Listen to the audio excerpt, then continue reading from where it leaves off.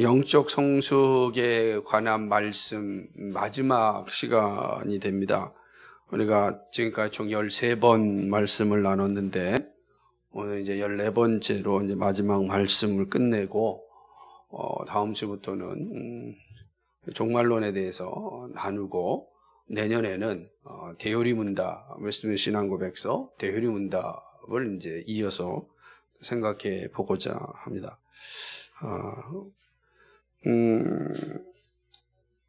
우리가 영적 성숙이 중요한 이유는 뭐 두말할 필요가 없죠. 우리가 하나님을 알아가는 기쁨이 더 충만해지는 것이고, 또 하나님 나라를 위해서 우리가 살아갈 때 정말 성경의 가르침에 합당하게 살기 위하여서는 이 영적으로 충만해지지 않고서는 불가능하다.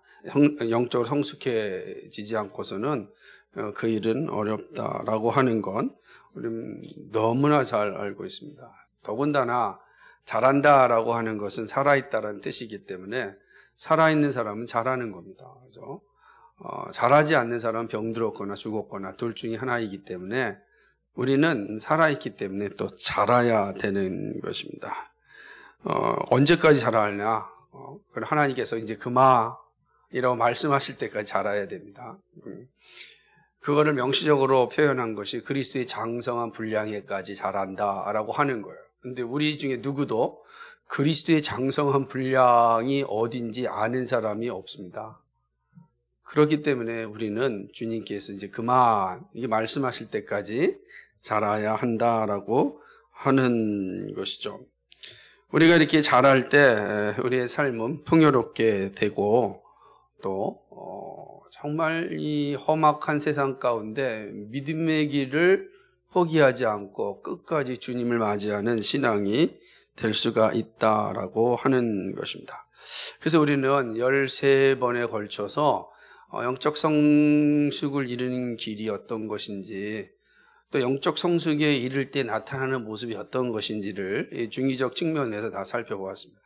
사실은 영적 성숙에 이르는 길은 또 반면에 영적 성숙에 이른 사람에게 나타나는 모습이에요. 이 두 가지는 항상 같이 존재한다라고 하는 것입니다. 그런데 이러한 많은 훈련이 있음에도 불구하고 반드시 함께 있어야 될 것이 하나 있습니다. 이것이 없다면 열심히 훈련을 하고 열심히 준비한 것들이 사실은 무용지물이 될 수가 있습니다. 그건 무엇이냐? 그게 오늘 우리가 살펴볼 마지막 14번째인데 그것은 바로 성령의 충만입니다. 그러니까 성령 충만함이 없이는 우리가 열심히 배우고 훈련한 모든 것들이 열매를 나타낼 수가 없다라고 하는 것이죠. 성령 충만이 우리의 삶을 윤택하게 하고 또 담대하게 또 살게 하는 것입니다. 우리가 읽은 오늘 사도행전 4장은 초대교회의 모습을 잘 보여주고 있습니다. 초대교회의 모습 가운데 우리가 기억나는 건 교회가 세워지는 것이 쉽지가 않다라는 사실입니다. 예수님이 십자가에서 죽으셨습니다. 다시 말하면 교회 공동체의 대표가 사실은 사라진 겁니다. 그리고 얼마나 힘들었겠습니까? 그러다 보니까 그와 함께 했던 제자들이 다 도망쳤습니다. 다 뿔뿔이 흩어지고 도망치고 말았습니다. 그것이 정상적인 거겠죠. 앞에서 이끌어가는 분이 갑자기 사라지면 따라가는 사람들이 어디로 가야 될지 모르기 때문에 흩어지는 것입니다. 그런 상황 가운데 오순절날 마가의 다락방에 제자들이 모여서 그곳에서 함께 기도하면서 성령의 임하심을 겪게 됩니다. 성령을 받게 되고 그 성령 받은 제자들이 담대하게 광장에 나와서 복음을 전하게 됩니다. 그때 예루살렘의 곳곳에서 왔던 메대와 바사, 메소포타미아, 그 다음에 터키, 소아시아 지역, 그리고 저 로마에 있는 사람들까지 다 모여있는 그 장소에서 제자들이 담대하게 예수님은 그리스도입니다 라는 것을 전하는 것입니다. 이건 어마어마한 사건이 일어난 거죠. 예수님이 죽고 모두가 도망쳤고 이제 예수교는 사라질 줄 알았고 뿔뿔이 흩어졌기 때문에 더 이상 이제 영향력이 없을 것이다 생각했던 바로 그 상황 가운데 갑자기 광장에서 제자들이 모여서 예수가 그리스도다, 예수님이 메시아입니다 라고 하는 것을 전하니 이게 엄청난 일입니다. 여러분은 회개하고 예수를 믿으셔야 된다라고 전하는 거죠. 이 사건 자체가 정말로 충격적인 사건이었습니다. 그러자 이들을 보고 있었던 이 바리새인들과 사두개인들, 다시 말하면 예수님을 십자가에서 죽였던 그 대제사장들 그룹들이 깜짝 놀라죠. 그래서 이 복음을 전하고 있었던 베드로와 요한을 이제 잡아서 감옥에 갇히게 되는 것입니다. 그리고 이들을 이제 제자들을 회유하죠. 너는 이런 말 하지 말아라 라고 회유하고 나가서 예수님이 그리스도임에 대해서 전하지 말라라고 이야기하는 것입니다. 그러니까 이런 회유와 협박 가운데 이 제자들이 매우 담대하게 자신의 신앙을 고백합니다. 그게 오늘 우리가 살펴본 본문이죠. 그러니까 정말 담대하게 고백하는 것입니다. 그러니까 이것은 사실 얼마 전에 제자들의 모습과는 전혀 다른 거예요. 예수님이 십자가에서 죽으실 때 다 주량랑 쳤거든요. 다 도망쳤거든요. 나 몰라라 하고 예수님 다 부인하고 다 도망쳤는데 이게 얼마 되지 않은 사건이란 거죠. 얼마 되지 않은 상황 속에서 지금 제자들은 전혀 딴 사람으로 나타나서 담대하게 예수는 그리스도임을 전하고 있는 겁니다. 예수를 믿어야 우리가 구원받는다 라고 하는 사실을 전하고 있는 거죠. 그러니까 이런 사건을 보면 자연스럽게 질문이 나오지 않겠어요? 도대체 어떤 일이 일어났을까? 또 제자들에게 어떤 모습이 있었기에 이러한 변화가 일어날까? 사람이 변화가 일어날 땐 반드시 원인이 있거든요. 원인이 없는 변화가 없잖아요. 바뀔 때는 그 바뀌게 되는 그 이유가 있는 겁니다. 도대체 제자들에게 어떠한 일이 일어났기에 이렇게 도망치던 인생이 담대하게 저항하고 복음을 증거하는 인생으로 되었을까? 우리는 이제 본문에서 그 사실을 좀 함께 생각해 보고자 합니다. 제자들에게서 볼 수 있는 이 놀라운 변화가 무엇인지를 살펴볼 것입니다. 그리고 그 변화를 받은 이들이 어떠한 삶을 살아가는지 또 살아야 하는지를 좀 생각해 보고자 합니다. 첫 번째 이제 생각해 볼 건데요. 제자들의 놀라운 변화는 다른 게 아니라 바로 성령으로 충만하였기 때문입니다. 그러니까 성령 충만이죠. 이 성령 충만이 결국 제자들의 변화의 원인이었습니다. 우리가 이제 성령 받음은 예수 믿음이라 이렇게 분명히 고백하잖아요. 우리가 예수 믿으면 성령이 우리에게 거하십니다. 왜 그러냐면 성령이 아니고서는 우리가 누구든지 그리스도를 주라고 고백할 수 없습니다. 그러므로 내가 예수님을 주라 고백하는 거 이미 내 안에 성령이 오셨다. 그러므로 예수 믿음은 그 성령 받음이죠. 그 성령 받음의 충만함이란 그 성령의 온전한 지배에 순종하는 것입니다. 그러니까 성령 충만한 사람들은 삶을 온전히 성령께 의탁하며 살아가는 것이죠. 그런 사람들에게는 반드시 삶의 변혁이 올 수밖에 없는 것입니다. 제자들의 삶의 모습 가운데를 보게 되면 도망치던 인생에서 그들이 담대하게 복음을 전하는 삶으로 돌이킨 것은 다른 것이 아니라 그 안에 성령의 지배함이 그들을 이끌었기 때문에 그런 것입니다. 한번 오늘 그 사도행전 4장 2절 3절 같이 한번 읽어볼까요? 시작.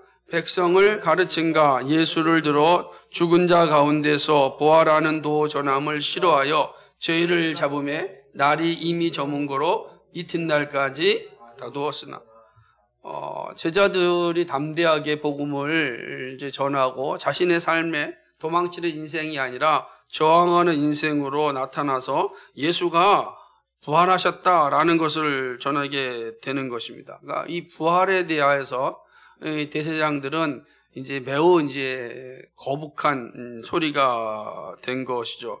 믿기 어려울 뿐만 아니라 여전히 예수의 이름을 백성에게 증거하고 있으니 조화할 일이 없었던 것입니다. 그래서 결국은 이러한 소리를 전하고 있는 베드로와 요한을 붙잡고 신문하였습니다. 사실은 지금까지도 제자들의 상황이 이게 녹록한 게 아니에요. 마음 편하게 복음을 전하고 사람들이 그 복음을 받아들이는 상황은 또 아닌 것입니다. 예수님의 가르침을 전하는 것이 쉽지 않습니다. 여전히 예수님을 죽인 세력들이 득세하고 있는 상황입니다. 그리고 많은 사람들은 그런 상황 가운데 도망치고 있었습니다. 이제 남은 사람들은 얼마 되지 않는 무리죠. 여전히 강력한 권력을 가지고 있는 이 대제사장들이 그들이 가진 권력을 사용하면 축복낙엽처럼 떨어져야 되는, 그죠? 그러한 상황들이 바로 제자들이 이 복음을 전하고 있는 상황인 것입니다. 예수님을 제자들을 감옥에 들인 사람들이 누구냐? 6절을 보면 이렇게 있습니다. 대제사장 안나스와 가야바와 요한과 알렉산더와 및 대제사장의 문중이 뭐라고 써있냐? 그 다음에 집에 다 참여하였다. 아주 그냥 전체가 다 모여 있는 상황을 지금 이제 보게 되는 것입니다. 이들이 다 모여 있죠. 이들이 누군가 보면은 마태복음 26장 57절을 보게 되면 예수를 잡은 자들이 끌고 대제사장 가야바에게로 가니 거기 서기관과 장로들이 모여 있더라. 또한 요한복음 18장 13절을 보면 먼저 안나스에게 끌고 가니 안나스는 그 해의 대제사장인 가야바의 장인이더라. 그러면 다시금 오늘 말씀 6절을 보게 되면 문중이 다 참여하였다라고 하면 예수님을 죽이려고 모함하였던 모든 세력들이 지금 다 참여해서 누구 앞에 서 있는 겁니까? 베드로와 요한 앞에 서 있는 거죠. 자, 이 장면 한번 잘 생각해 보세요. 예수님을 죽인 세력들이었습니다. 그리고 제자들은 예수님을 죽인 세력들이 두려워서 도망쳤습니다. 그런데 지금은 다시 그 세력들이 다 모여 있는 것 가운데 베드로와 요한이 있습니다. 이런 상황이 됐다라고 하는 것입니다. 사실 사도들은 가야바의 뜰 안에서 예수님을 부정하였습니다. 마태복음 26장 74절을 보면은 베드로가 아예 저주까지 하지 않습니까? 예, 저주까지 하는 상황 가운데 일어나게 되는 것이죠. 그만큼 이들이 가진 권력이 무서웠던 거예요. 이들이 가진 그 권위 앞에 벌벌 떨 수밖에 없는 그 별 볼 일 없는 존재가 제자들 아닙니까? 제자들도 권력이 있습니까? 그때 뭐 돈이 있는 것도 아니고 세력이 있는 것도 아니고 아무것도 없어요. 그런 오직 믿는 것 예수님 한 분 믿었단 말이야.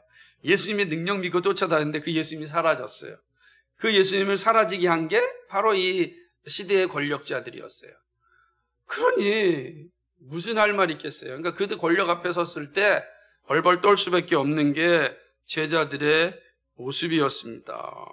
그런데 오늘 이 오순절 사건 이후에 나타난 제자들의 모습은 전혀 딴판인 것입니다. 죽음이 무서워서 도망쳤던 제자들이 그들 다 모여있는 그들 한복판에 서서 담대하게 복음을 전하고 있습니다. 그리스도를 전하고 있는 것입니다. 그죠? 제자들이 요동 없이 이 사람들에게 뭐라고 고백합니까? 오늘 20절, 44장 20절 한번 읽어볼까요?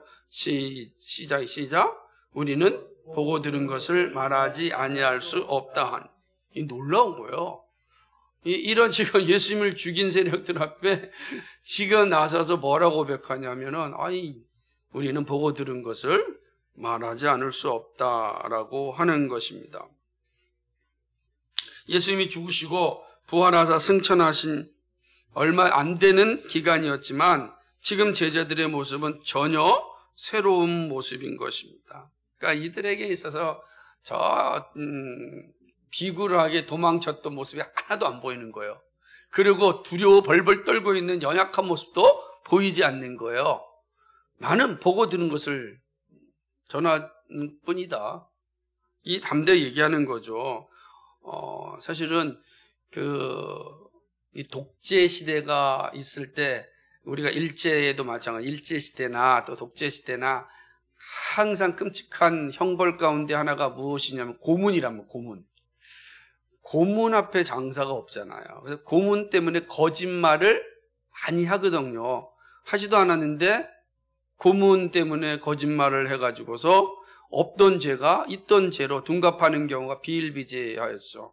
나중에 그것이 다시 우리 시대 보면 과거사 진상위원회라는 걸 생겨서 옛날에 했던 자기가 죄 없는데 죄인이 됐던 것에 대해 재심 청구해서 무죄가 되는 사건들을 보지 않습니까?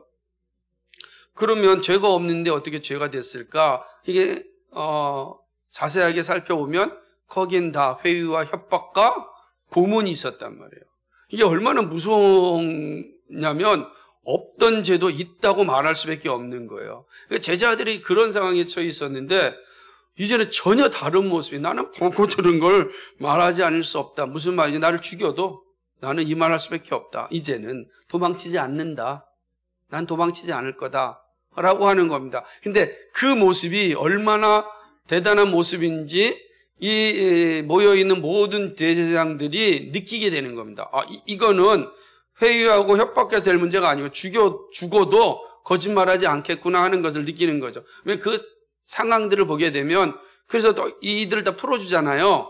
제자를 풀어주면서 다른 말은 하지 마라, 예수님 얘기만 하지 마라 라고 하는 거예요. 그 모습 자체에 이 제자들이 보여주는 모습이 이전에 보았던 모습과 전혀 다름을 그들이 눈으로 보게 되었던 것이죠. 도대체 무엇이 이들로 하여금 이렇게 담대하게 만들었을까? 그 말씀의 해답이 오늘 8절에 있는 겁니다. 4장 8절 같이 한번 읽어볼까요? 시작. 이에 베드로가 성령이 충만하여 가로되 백성의 관원과 장로들아. 아멘. 베드로가 어떻게 됐다고요? 성령이 충만하였다라고 하는 거예요. 성령이 충만하다는 건 앞서서 말씀드렸듯이 성령의 지배를 받는 것을 의미하는 것입니다. 그렇죠? 이전에는 자신을 의지하였다면 성령의 사람들은 자신의 유약함을 알고 성령의 다스림을 받는 거예요. 철저하게 성령께 의지하여 성령의 다스림을 받는 것이죠. 이거는 의식적으로 강구하는 겁니다. 칼빈 목사님이 아주 좋은 말을 하셨는데 이렇게 했습니다. 한번 그 부분을 같이 한번 읽어볼까요? 칼빈 목사님의 이야기가 있죠. 같이 읽겠습니다. 시작. 사람들은 땅을 보고 있으면 자신의 눈이 아주 밝은 것 같이 느껴지지만 태양을 보는 순간 자신의 눈이 얼마나 형편없는가를 알게 된다. 그렇죠. 이렇게 되는 거예요.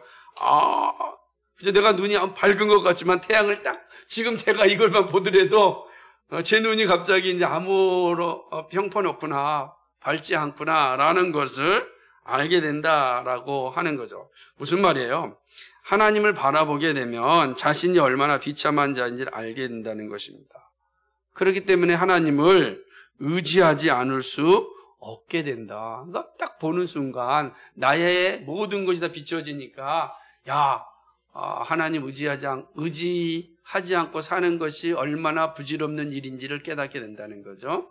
그러니까 성령의 지배를 받는 사람에게 나타나는 모습은 성령의 지배 없이 살아간다는 것이 얼마나 무익한가를 알게 된다는 거죠. 이게 성령 충만이죠. 철저하게 성령의 지배함을 받는 거죠. 뿐만 아니라 성령 충만은 그리스도인으로 살아가게 하는 힘의 근원이 되는 것입니다. 내가 이 땅에서 그리스도인이란 정체성을 유지할 수 있는 강한 능력이 어디냐? 성령 충만이죠. 여러분이 살면서 내가 그리스도인 정체성을 내 의지적으로 지킬 수가 없어요. 이 땅의 유혹과 이 땅의 이 시험이 결코 만만치 않거든요. 조금만 한눈 팔면은 여지없이 무너지고 맙니다. 와르르 무너지는 건 한순간이에요. 그래서 정말 성령의 도우심이 없다고 한다면 내가 그리스도인이라는 정체성 지키기가 어려워요. 그러나 성령으로 충만할 때 우린 비로소 내가 그리스도인 됨을 자신 있게 말할 수가 있는 거죠. 여러분, 여러 사람이 모인 데서 식사 기도하는 게 쉬운 것 같지만 쉽지 않잖아요. 그것도 성령의 지배를 받아야 우리는 담대하게 기도할 수가 있는 겁니다. 그죠? 기도할 수 있는. 그렇다고 해서 밥 먹는데 큰 소리로 기도하라는 게 아니잖아요.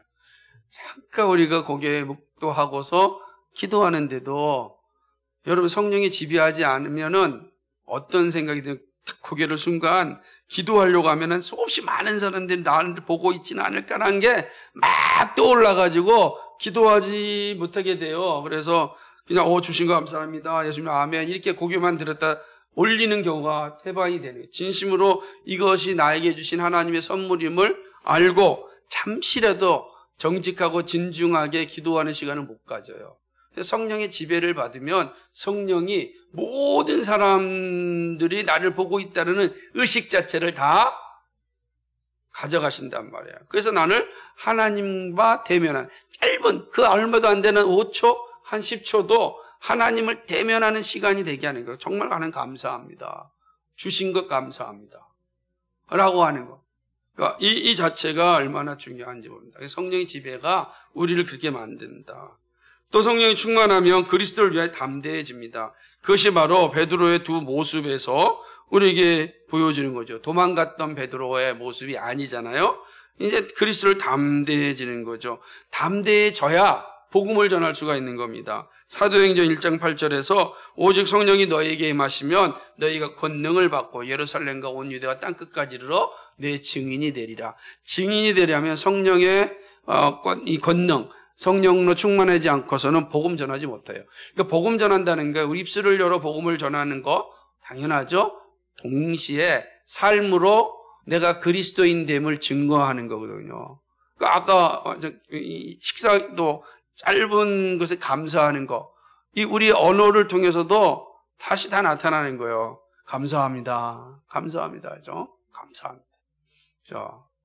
그래서 제가 지난번 말씀드렸듯이 우리 교회 와서 한번 설교했을 때 나한테 목사님은 그리스도인의 입술에서는 다행입니다라는 표현이 나오면 안 되고 항상 감사합니다라는 표현을 해야 된다.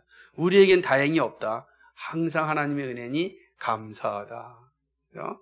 근데 우리는 습관적으로 다행이다 그런다는 거죠. 다행이 아니고 하나님이 함께 하셨으니 감사합니다. 이게 사실은 뭐 어떻게 생각하면 큰 문제가 되는 것 같지 않다 하더라도 언어 속에서 내가 철저하게 하나님을 의존하며 살아갑니다 라는 고백이 필요하다. 성령의 지배를 받을 때 나타나는 모습이다 라고 하는 것이죠. 되게 중요한 겁니다. 요한복음 16장 8절은 성령이 오시면 죄에 대해서 의에 대하여 심판에 대하여 생망을 책망하시고 증거하십니다. 그러니까 그리스도를 증거하는 일을 성령이 오시면 하는 거죠. 예수 믿는 자들, 성령이 임한 자들은 당연히 그의 삶과 입술을 통해서 예수는 그리스도요 라고 전하게 된다라고 하는 것입니다. 이 모습이 되게 중요한 것이죠. 뿐만 아니라 에베소서 5장 18절 말씀처럼 성령 충만에 대해 적극적인 명령을 합니다. 그러니까 예를 들자면 오늘 말씀에 있는 것처럼 술 취하지 말라 이는 방탕한 것이니 오직 성령의 충만을 받으라 라고 이야기하는 거죠. 술을 마시는 사람들이 공통점은 뭐냐면 술을 통하여 기쁨을 얻으려고 하는 거죠. 힘들고 어려운 거 술로 다 해결하려고 하는 거예요. 그런데 이거는 너무 인간적인 인위적인 것이죠. 잠깐의 어떤 위안입니다. 술에서 깨어나면 또 다른 고통스럽고 힘든 자리에 이르게 되는 거죠. 그래서 그리스도인들은 술이 나의 삶의 기쁨이요 위안이 아니다라는 걸 아는 사람입니다. 그리스도인이 누리는 기쁨은 성령으로 충만하는 것입니다. 술 자체를 통해서 기쁨을 얻으려는 것이 아니라 성령을 통하여 기쁨을 얻는 거예요. 술은 우리에게 결코 온전한 기쁨과 위안을 주지 않습니다.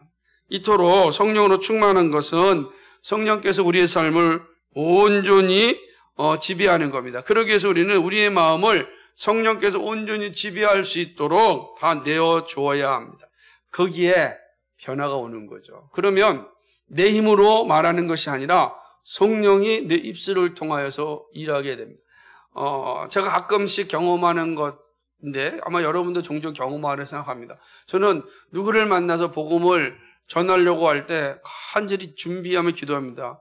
성령님께서 제 입술을 사용하여 주셔서 필요한 말씀, 저분의 들어야 될 말씀을 전할 수 있도록 도와주십시오. 제가 아무리 많은 지식을 가지고 있다 할지라도 그 지식이 모든 사람들에게 유용한 게 아니잖아요. 그 사람마다 필요하거든요. 그래서 기도하는 겁니다. 그러면 뜻하지 않게도 하나님께서 입술을 사용하셔서 복음을 전하게 하고 그 사람의 마음을 움직여주는 그런 경험을 합니다. 정말 고백할 수밖에 없는 거죠. 우리 아까 박정희 집사님 기도했던 것처럼 우리의 공로가 아니고 하나님의 은혜입니다 라고 고백할 수밖에 없는 상황들이 항상 주어집니다. 그러니까 이렇게 하려면 우리가 늘 성령의 지배를 받아야 된다.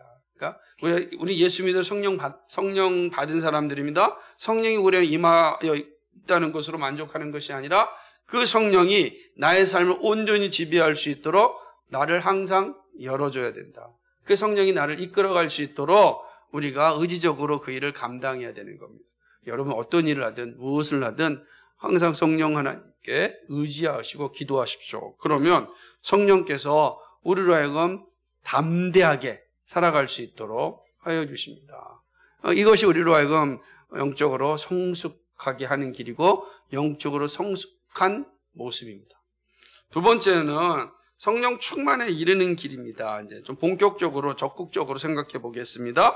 성령 충만에 이르는 길은 복음에 대하여 확고한 지식과 고백이 있을 때 주어집니다. 그죠? 그러니까 성령 충만은 우리의 모든 삶을 성령께서 지배함을 말한다고 우리가 앞서서 나누었습니다. 성령이 우리의 삶을 지배할 때 비로소 삶의 변화를 가질 수 있습니다. 우리 악한 본성은 성령이 아니고서는 결코 고쳐질 수 없습니다.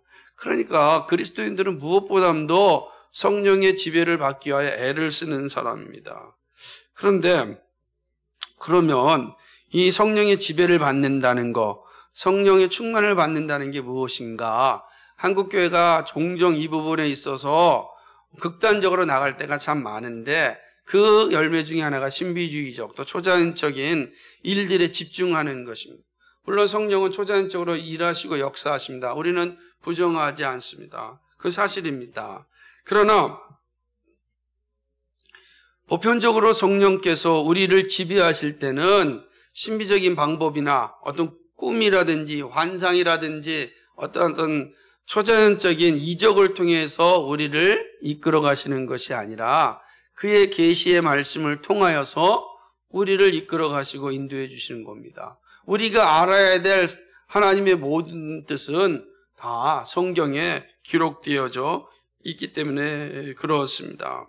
이 세상을 창조하신 하나님께서 모든 문제의 해결책도 가지고 있음을 우리가 고백하는 겁니다. 이게 성령 충만이죠. 그러기 위해서 성령 충만의 진정한 모습을 갖기 위해서는 무엇보다도 복음에 대한 확고한 지식과 고백이 서 있어야 하는 것입니다. 여러분 오순절에 성령 충만을 받은 제자들에게 나타난 모습이 무엇입니까? 그것은 바로 복음에 대한 풍성한 이해가 그들에게 임하였다는 겁니다. 이제 비로소 알게 된 거예요. 예수 그리스도가 어떤 분인지, 그 예수 그리스도를 통하여서 나에게 주시고자 하신 하나님의 은혜가 무엇인지를 명확하게 깨달은 것이죠. 그래서 그들은 모여서 기도하고 말씀을 나누는 거예요. 그들이 하는 표현들이 뭡니까? 나는 보고 들은 거, 전하지 않을 수 없다. 이게 뭐예요? 보고 들은 거. 내가 경험하고 내가 누린 것이 아니라 그건 나를 하는 게 아니라 주께서 나에게 보여주시고 주께서 나에게 말씀하여 주셨던 것, 나는 그것을 전한다는 겁니다. 이게 이제 성령 충만에 이르는 길이에요. 성령 충만에 이르는 길은 철저하게 그리스도에 대한 지식에 충만해야 되고 그리스도를 아는 일에 깊어져야 된다. 그것이 바로 성령 충만의 모습이다라고 하는 것이죠. 베드로의 모습 가운데 이 사실이 분명히 나타나는데 그게 9절로부터 12절 말씀입니다. 12절. 이제 성령 충만을 받은 이 베드로가 어떤 모습을 가지고 있는가? 9절로부터 12절이 바로 베드로가 가진 복음에 대한 모습이에요. 세 가지인데 읽는 대로 한번 읽어볼까요? 첫 번째 시작. 첫째, 병인의 구원이 십자가에서 죽으시고 죽은 자 가운데서 부활하신 예수 그리스도의 이름에 있습니다. 둘째, 예수님은 모퉁이의 머릿돌이 되신 분입니다. 즉 사람들이 버렸지만 하나님은 예수님을 기둥으로 삼아주셨습니다. 셋째, 천하인간의 구원을 얻을 이름은 오직 예수님입니다. 다른 이로서는 구원이 없습니다. 명확한 거예요. 자, 사도 베드로가 이제 이들 앞에서 이야기하는 건 당연하게 이제 이야기하는 겁니다. 그죠? 여러분, 병든 자가 낫는 길 예수 그리스도밖에 없다. 죽은 자가 사는 길 예수 그리스도밖에 없다. 그죠? 예수님은 모퉁이의 머릿돌이 되신 분입니다. 사람들이 버렸지만 하나님은 예수님을 기둥으로 삼아 주셨다라고 하는 거죠. 잘 보세요. 성령으로 충만한 베드로의 입술에서 나온 공통점은 뭡니까? 예수 그리스도입니다. 그죠? 성령 충만한 베드로의 입술을 통해서 증거되는 고백이 뭐냐면 예수 그리스도예요. 그 예수 그리스도. 그러니까 우리가 정말 성령으로 충만하다 할 때 그 사람이 어떤 이적을 베풀거나 어떤 놀라운 역사를 만들어낸다는 것이 아니에요. 아닙니다. 그죠? 그 애가 정말 성령 충만하다면 그는 뭐예요? 그의 입술에서 예수 그리스도가 나오는 겁니다. 근데 예수 그리스도는 우리가 어디서 발견하죠? 계시된 말씀에서 보는 거죠. 그 성령 충만에 이르는 것은 계시된 말씀을 배우는 거예요. 그를 통해서 예수 그리스도를 아는 겁니다. 예수 그리스도를 아는 사람이 예수를 전하는 겁니다.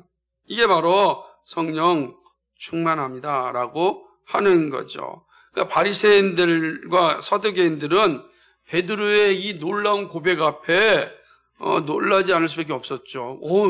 이거 분명히 그냥 범인인 줄 알았는데, 그죠? 평범한 사람인 줄 알았는데 말하는 것 보니까 다르거든요. 정확하게 예수님이 어떤 분인지를 정확하게 전하는 거예요. 복음을 정확하게 전하는 거예요. 그럼 놀랄 수밖에 없는 거죠.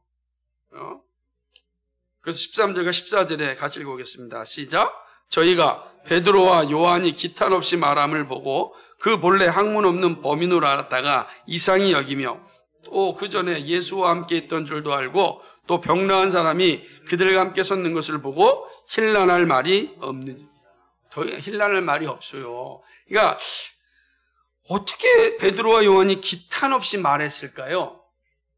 기탄 없이 말한다는 게 이게 막힘없이 자연스럽게 담대하게 지금 전하고 있는 겁니다.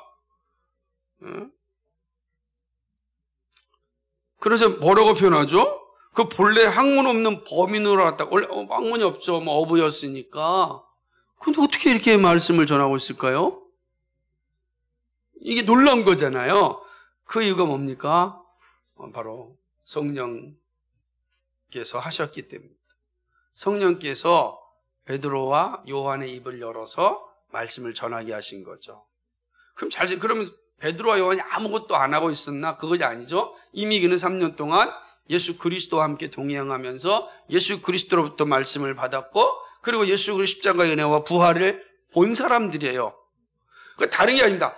들었고 본 그 말씀을 전하는데 성령께서 함께 하시니까 그 말씀이 증거되는 겁니다. 증거되는 거죠.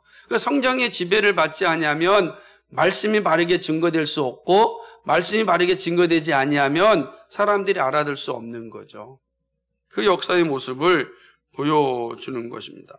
성령 충만은 하늘을 보았기에 땅의 문제에 묻혀 살지 않습니다. 그러니까 복음에 대한 확고한 지식은 진리의 자리에서 흔들리지 않는다라고 하는 것이죠. 그래서 성령 충만에 이르는 길은 뭐다? 바로 복음. 이 복음으로 충만해지는 거다. 계시의 말씀으로 충만해지는 거다.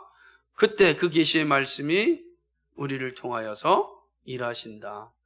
이게 이제 변화된 베드로의 모습에서 우리가 알 수 있는 내용인 겁니다.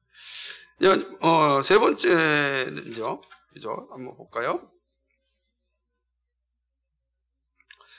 성령 충만의 이제 진면목, 진가 한번 좀 생각해 보고자 하는 것입니다.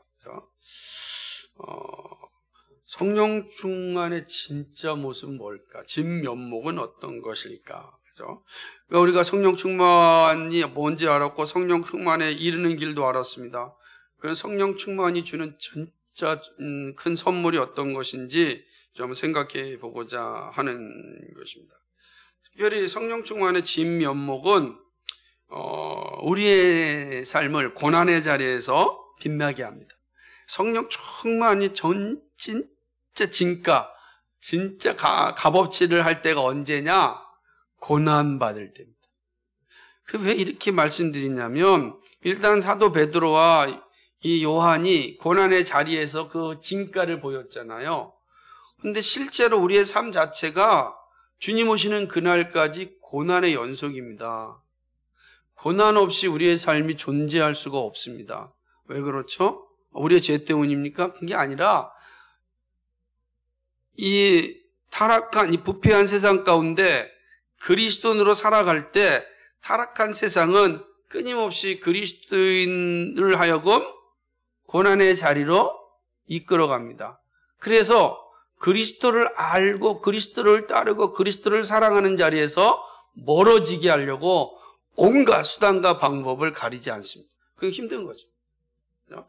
쉽고 편하게 살면 좋은데 그렇게 살지 못하니까 항상 힘든 거예요. 그게 고난의 길이다라고 이야기하는 것입니다. 그렇죠? 사도들의 모습에서 우리는 이 사실을 분명하게 알 수 있습니다. 저는 정말 베드로와 이 야곱, 요한이 이 대제사장들의 그 회유와 협박 앞에서 정말 멋지게 고백하는 것을 볼 때 정말 이게 성령 충만이 얼마나 중요한가 알게 되죠. 17, 18절 한번 읽어볼까요? 시작. 이것이 민간에 더 퍼지지 못하게 저희를 위협하여 이후에는 이 이름으로 아무 소리도 말게 하자. 그들을 불러 경계하여 도무지 예수 이름으로 말하지도 말고 가르치도 말라 하니. 아멘. 여기서 뭐죠? 위협하고 경고하는 거예요? 위협하고 경고하는 겁니다. 하지 마라.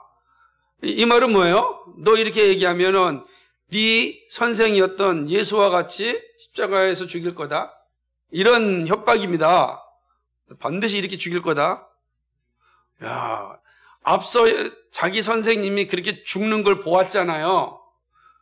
그리고 그 죽인 사람들이 또 이 말 하니 이게 농담으로 들리겠어요? 그러지 않죠. 이건 정말로 진짜 협박이고 경고로 들릴 수밖에 없습니다. 그런데 19절 20절 제자들의 고백을 한번 답변을 들어봅시다. 시작. 베드로와 요한이 대답하여 가로되 하나님 앞에서 너희 말 듣는 것이 하나님 말씀 듣는 것보다 판단하라. 우리는 보고 들은 것을 말하지 않을 없다. 아멘. 야, 하나님 앞에서 너희 말 듣는 것이 하나님 말씀 듣는 것보다 옳은가 판단하라. 이건 정말 위대한 고백입니다. 무슨 말이에요? 날 죽여도, 이런 뜻이에요. 날 죽여도 나는 하나님 말씀 전하겠다. 하나님 말씀대로 살겠다. 이게 얼마나 힘든 상황이겠습니까? 도망자의 모습이라고는 전혀 보이지 않습니다. 죽음의 자리에 있지만 타협하지 않습니다.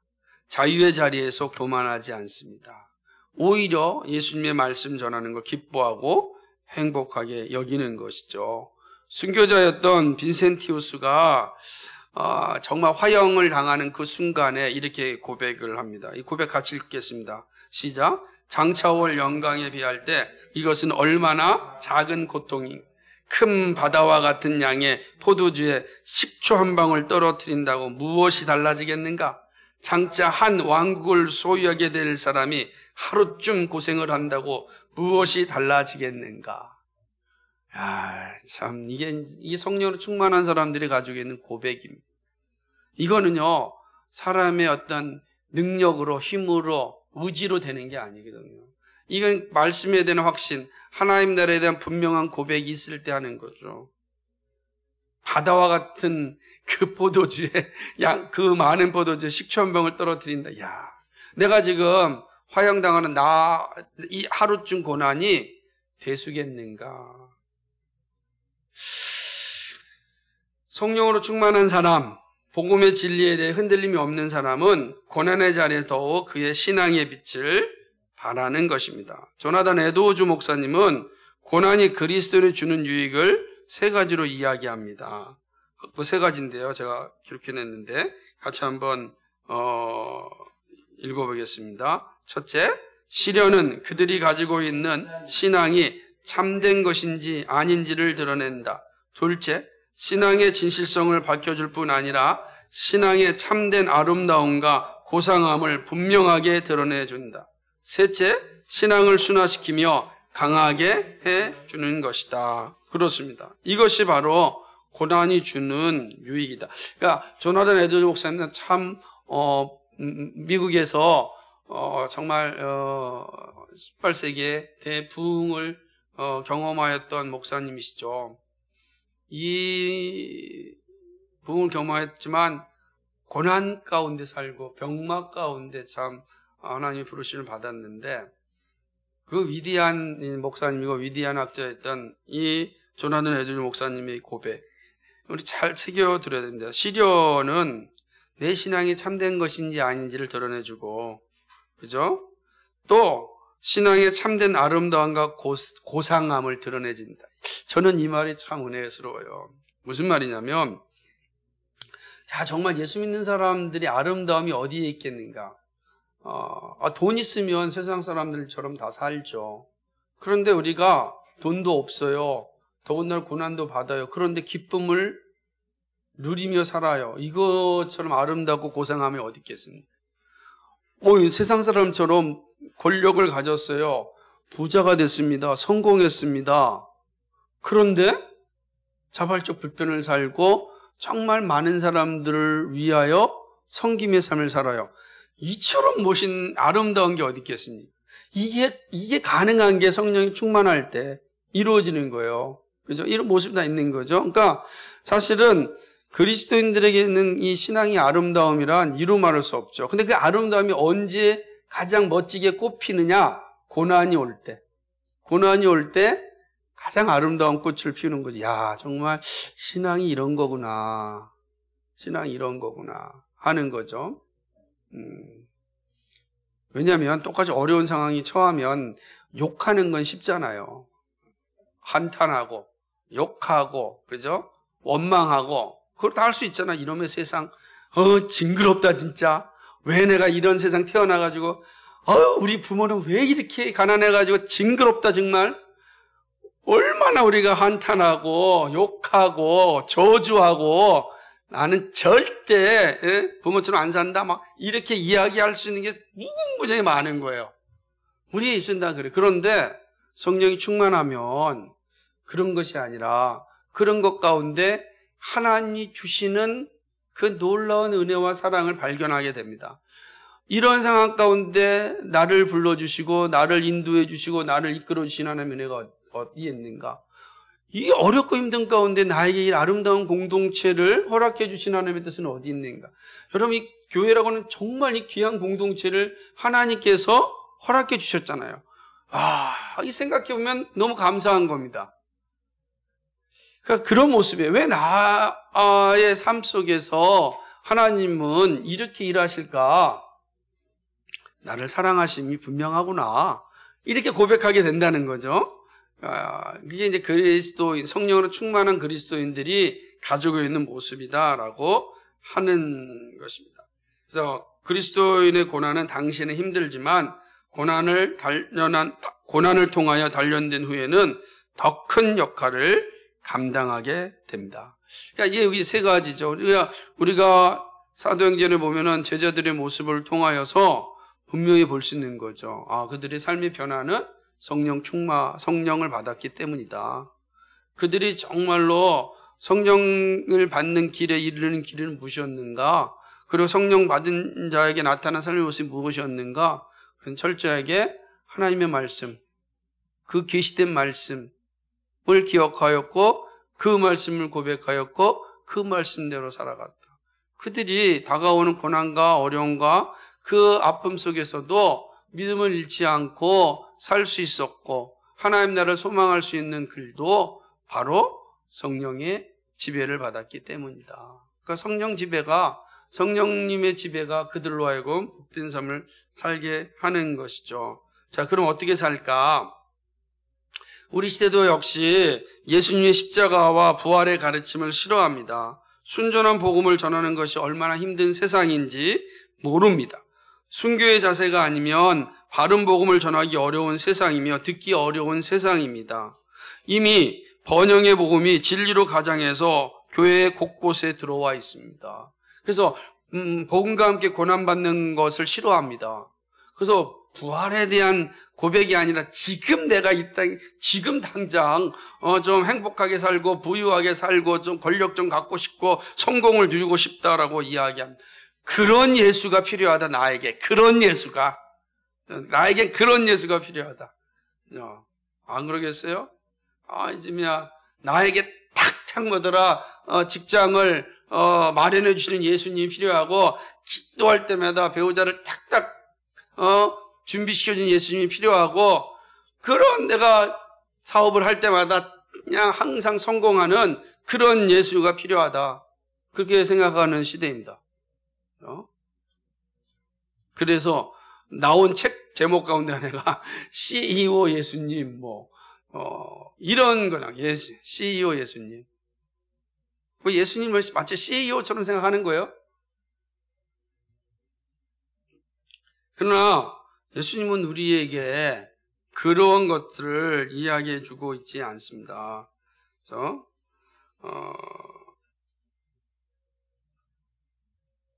우리가 복음을 포기하지 않는 것은 복음이 가져다 준 위대함을 알기 때문입니다. 우리는 번영의 이 가짜 복음이 아니라 참된 복음을 우리가 소유하고 살아가는데 만약 복음을 포기한다면 우리 가운데 이루어진 일들도 다 무시해야 됩니다. 저는 우리나라의 역사, 앞으로도 이제 글을 쓰겠지만은 현대사의 기초를 놓았던 믿음의 사람들은 궁금한 겁니다.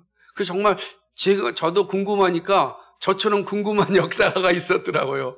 그래서 임시정부와 기독교라고 하는 연구 논문이 있는 걸 발견했습니다. 임시정부, 그러니까 우리나라 조선말, 그 다음에 이제 그러니까 일본의 나라가 빼앗긴 상태에서 독립운동했던 분들, 그 임시정부를 꾸렸던 분들 중에 상당수가 기독교인들이란 말이에요. 그러면 도대체 유교의 나라에서 왜 이렇게 새로운 나라를 꿈꾸는 사람들 가운데 크리스찬들이 이렇게 많았을까? 그들은 이 기독교에 전파된 그 기독교를 통해서 무엇을 발견하였고 자신의 인생을 다 거기에 헌신했을까? 전 인생을 다 헌신했거든요. 도대체 그들은 무엇을 발견하였기에 저기에다가 헌신했을까? 예? 김구 선생님이 말한 것처럼 새로운 나라, 독립된 나라에는 경찰서 10개 짓는 것보다 교회당 하나 짓는 것이 더 바람직하다라고 말할 그 자신감은 도대체 어디서 나왔을까? 안 그러겠습니까? 독립된 나라에는 경찰서 10개 짓는 것보다 교회당 하나 짓는 게 더 중요하다라고 이야기한다면 그거는 자신감이 있으니까 말하지 않았겠습니까? 도대체 해방 공간의 그 위대한 선배들은 어떻게 신앙을 가지고 나라를 세우려고 하였을까? 우리가 우당 이승만 대통령도 마찬가지고 몽양 여운현 선생님도 마찬가지지 않습니까? 다 그런 거예요. 남강 이수근 선생님도 마찬가지고 고당 조만식 장로님도 마찬가지고 도산 안창호 선생님도 마찬가지입니다. 여러분, 우리가 그냥 이 이름이 단순하게 들린 이름이 아니라 이 이름이 우리나라의 지금 대한민국의 기틀을 마련했던 분들의 이름인데 이들의 공통점이 그리스도인이라는 거예요. 예수님을 믿었다는 거예요.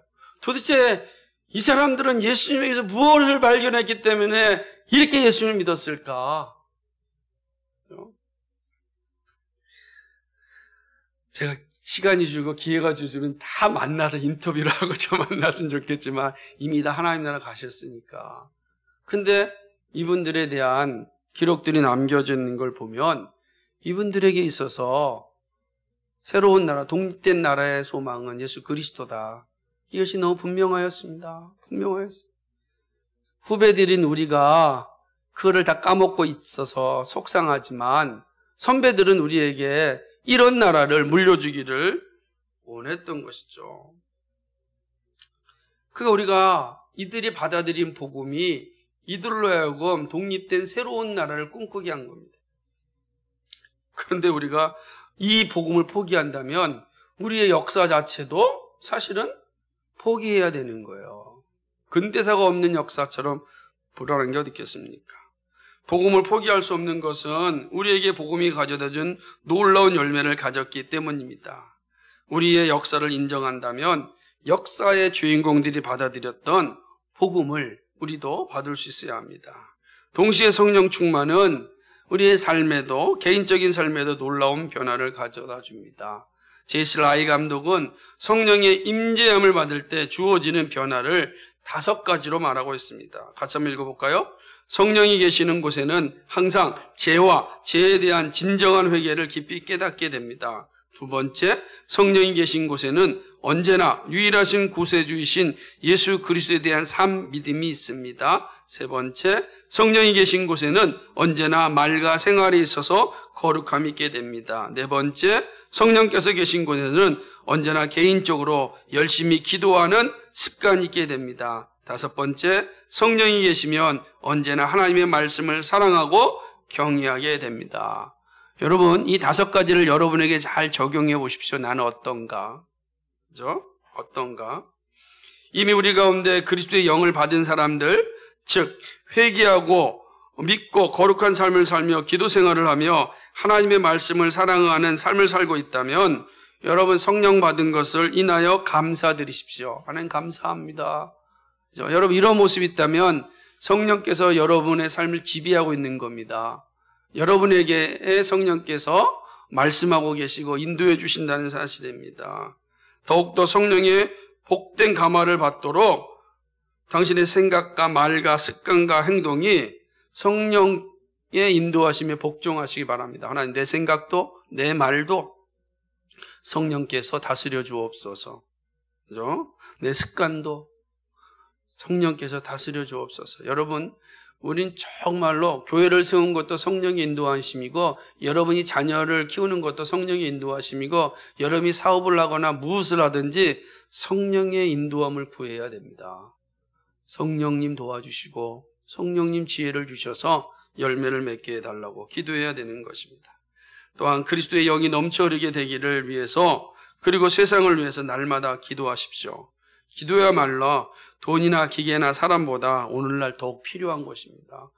점점점 우리로 하여금 기도의 시간을 빼앗아가는 기계들이 정말 난무합니다. 이 손에 있는 이 핸드폰이요, 우리로 하여금 기도의 시간을 다 빼앗아갑니다. 여러분 기도하는 시간보다 핸드폰 보는 시간이 더 많죠. 저도 예가 아닌 것 같아요. 정말 항상 순간순간 세상의 정보와 확인을 볼 수 있고 소통하고 교통하는 수없이 많은 시간을 빼앗기는데 그때마다 우리의 기도의 시간도 사라지고 있음을 인식하셔야 됩니다. 그래서 순간순간 기도하십시오. 전화가 올 때, 전화를 할 때, 무엇을 볼 때 정말 성령님께서 인도해 주셔서 지배당하지 않게 하시고 분별력을 주시고 또 생각나게 하셔서 기도케 하시고 그렇게 기도해야 됩니다. 그러할 때 우리가 영적으로 늘 날마다 성장할 수 있고 성숙한 그리스도인으로서 하나님을 영화롭게 하고 하나님이 주신 복을 누릴 수 있습니다. 이런 은혜가 우리 가운데 있기를 주님의 이름으로 축복합니다.